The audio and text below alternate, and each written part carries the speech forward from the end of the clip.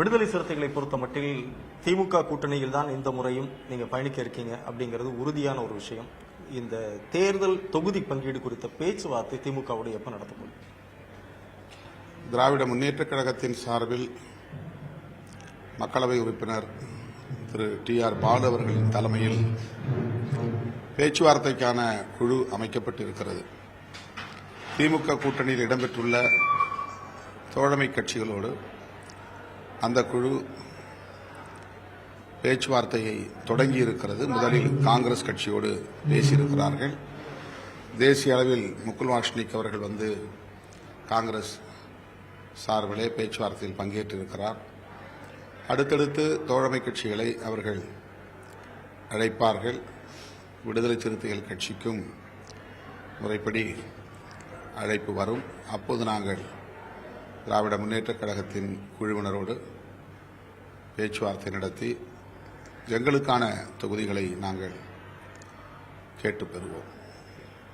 எங்களுக்கான தொகுதிகளை நாங்கள் கேட்டு பெறுவோம் சொல்றீங்க. ஒரு திருச்சி மாநாடு அப்படிங்கிறது ஒரு பிரம்மாண்ட மாநாடா எல்லாராலும் பேசப்படக்கூடியதா மாறி இருக்கக்கூடிய சூழ்நிலையில கடந்த முறை 2 தொகுதிகளை பெற்றுக்கொண்ட விடுதலை சிறுத்தைகள் இந்த முறை கூடுதலா வந்து ஒரு இடம் கேட்க போறாங்க அப்படிங்கிற ஒரு பேச்சு இருக்கு. அது எந்த அளவுக்கு?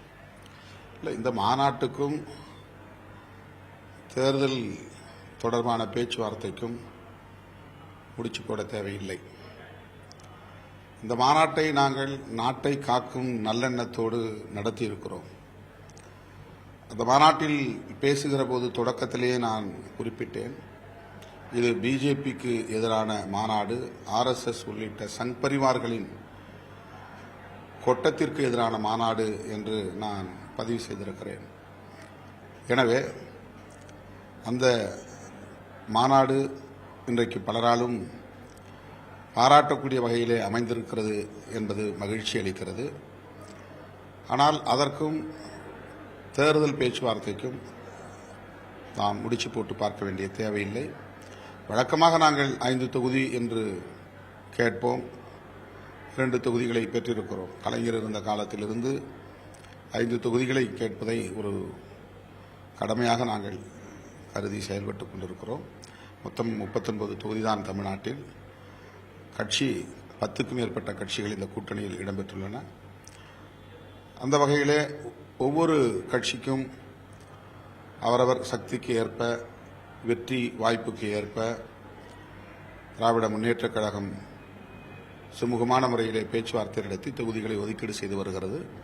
இந்த முறையும் அந்த அடிப்படையில் நாங்கள் தொகுதிகளை கேட்டு பெறுவோம். கலைஞர் காலத்திலிருந்தே 2 இடம் தான் விடுதலை சிறுத்தைகளுக்கு கிடைக்குது அப்படிங்கிற அந்த ஒரு குரல்ல வந்து ஒரு ஏக்கம் தெரியுது. இந்த முறை அடுத்த கூடுதலா கிடைக்கும், இல்ல கேட்டு வாங்கணுங்கிற உறுதியோடு இருக்கீங்க? ஒவ்வொரு முறையும் அந்த உறுதியோடு தான் நாங்கள் பேசுகிறோம். ஒரு நாடாளுமன்ற தொகுதி என்பது 6 சட்டமன்ற தொகுதி, 2 நாடாளுமன்ற தொகுதி என்பது 12 சட்டமன்ற தொகுதிகளை உள்ளடக்கியது. சட்டமன்ற தேர்தல் என்று வருகிற போது நாங்கள் 6 தொகுதிகளைத்தான் பெற்றோம். ஆனால் நாடாளுமன்ற தொகுதி என்று வருகிற போது அது 12 சட்டமன்ற தொகுதிகளை கொண்ட ஒரு பகிர்வு. ஆகவே அதை நாம் குறைத்து மதிப்பிட முடியாது. 40 தொகுதிகளில் 2 இடங்களை பெறுவது என்பது ஒரு கணிசமான பகிர்வு தான். இந்த முறையும் நாங்கள் கூடுதலாக இடங்கள் வேண்டும் என்று வழக்கம் போல கேட்போம். சூழலுக்கு ஏற்ப முடிவு செய்வோம். வழக்கம் போல கேட்பீங்க, அதே மாதிரி வழக்கம் போல அந்த 2 தொகுதி தான் அப்படிங்கிற பட்சத்தில் விடுதலை கூட இருக்கக்கூடிய கட்சிகள் அவர்களுடைய தேவை, அவர்களுக்கும் திமுக பகிர்ந்தளிக்க வேண்டும், எல்லாவற்றையும் கவனத்தில் கொண்டுதான் நாம் ஒரு முடிவு எடுக்க முடியும். நாம் மற்றவர்களை பற்றி கவனத்தில் கொள்ளாமல், மற்றவர்கள் எப்படி இருந்தால் என்ன என்று பொருட்படுத்தாமல், எங்களுக்கு என்ன தேவையோ அதில் மட்டும்தான் நாங்கள் உறுதியாக இருப்போம் என்று பிடிவாதமாக ஒருபோதும் செயல்பட்டதில்லை. கூட்டணியில் இருக்கிற எல்லா கட்சிகளையும் அரவணைத்து செல்ல வேண்டும். அவரவருக்கான பகிர்வும் முக்கியமானது, அதிகார பகிர்வும் முக்கியமானது. ஆகவே அதை கருத்தில் கொண்டுதான் கூட்டணியும் வெற்றி பெற வேண்டும், சனாதன சக்திகளை விரட்டியடித்தாக வேண்டும். இந்த தேர்தல் ஒரு இறுதிக்கட்ட தேர்தல், ஒரு இறுதி யுத்தம் என்றுதான் விடுதலை சிறுத்தைகள் கருதுகிறது. கருத்தியல் களத்தில் நாம் நடத்துகிற ஒரு இறுதி யுத்தம். பாஜகவை இந்த தேர்தலில் ஆட்சி அதிகார பீடத்திலிருந்து அப்புறப்படுத்தாவிட்டால் ஒட்டுமொத்த தேசத்திற்கும் பேராபத்து விளையும். இது எங்களுடைய பார்வை, எங்களுடைய நம்பிக்கை. அந்த அடிப்படையில் எல்லாவற்றையும் கருத்தில் கொண்டு நாங்கள் முடிவுகளை எடுப்போம். இது வரைக்கும் 2 தனி தொகுதிகளில் போட்டியிட்ட விடுதலை சிறுத்தைகள் இந்த முறை பொது தொகுதியை கேட்க போறாங்க அப்படிங்கிற ஒரு பேச்சு எழுந்திருக்கு. குறிப்பா பெரம்பலூர், கள்ளக்குறிச்சி இந்த 2 தொகுதியையும் விடுதலை சிறுத்தைகள் குறி வச்சிருக்காங்க அப்படிங்கிறது உண்மை. போன முறையும் நாங்கள் பொது தொகுதி கேட்டிருக்கோம். ஒவ்வொரு முறையும் பொது தொகுதி கேட்கிறோம். இந்த முறைன்னு இல்லை. கடலூர் கூட போன முறை எங்களுடைய பட்டியலில் இடம்பெற்றிருந்தது. சட்டமன்ற தொகுதிகளை கேட்கிற போதும் நாங்கள் பொது தொகுதிகளை கேட்டு அந்த பேச்சுவார்த்தையில் ஒரு முடிவுக்கு வந்திருக்கிறோம். ஆகவே இந்த முறையும் நாங்கள் பொது தொகுதியை எங்கள் பட்டியலில் இடம்பெறச் செய்வோம், பேச்சுவார்த்தையில் முடிவு செய்வோம். இந்த 2 பெரம்பலூர் கள்ளக்குறிச்சி யூகங்கள் தான். இது நாங்கள் இதுவரையிலும் நான் சிதம்பரம் தொகுதியில் நான் போட்டியிட போகிறேன் அல்லது தொகுதியை மாற்றப் போகிறேன் என்று எந்த இடத்திலும் அதை பற்றி பேசவில்லை. ஆனால் ஊடகங்கள் யூகங்களின் அடிப்படையில் பல்வேறு செய்திகளை பதிவு செய்து கொண்டே இருக்கிறார்கள். அதுபோல இதுவும் ஊகங்களாகத்தான் இருக்கின்றன. பெரம்பலூர் கள்ளக்குறிச்சி இந்த 2 தொகுதியிலையும் விடுதலை சிறுத்தைகள் சார்பில் ஒரு சர்வே எடுக்கப்பட்டதாகவும் அதில் உங்களுடைய பலம் எப்படி இருக்குங்கிறத நீங்க கணிச்சிருக்கதாகவும் செய்திகளும் வெளிவந்திருக்கு. 8 தொகுதிகளை நாங்கள் கருத்திலே கொண்டு அது தொடர்பான ஒரு ஆய்வை நடத்தியிருக்கிறோம். வட மாவட்டங்களில் 8 தொகுதிகளை, அதிலே இந்த தொகுதிகளும் இடம்பெற்றிருக்கிறது. அவ்வளவுதான்.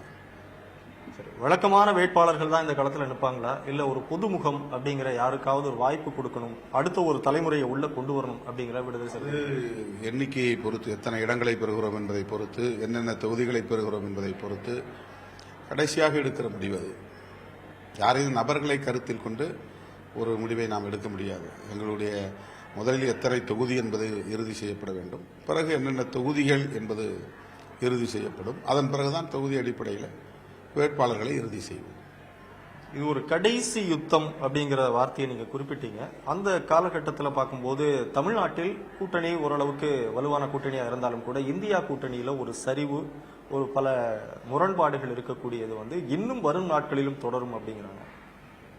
இல்லை, இது எதிர்பார்த்த ஒன்றுதான். அதாவது நிதிஷ்குமார் அவர்கள் கடைசி வரையில் இந்த கூட்டணியிலே நிலைத்திருப்பார், நீடித்திருப்பார் என்று நம்ப முடியாத ஒரு நிலை தொடக்கத்திலிருந்தே இருந்து வந்தது.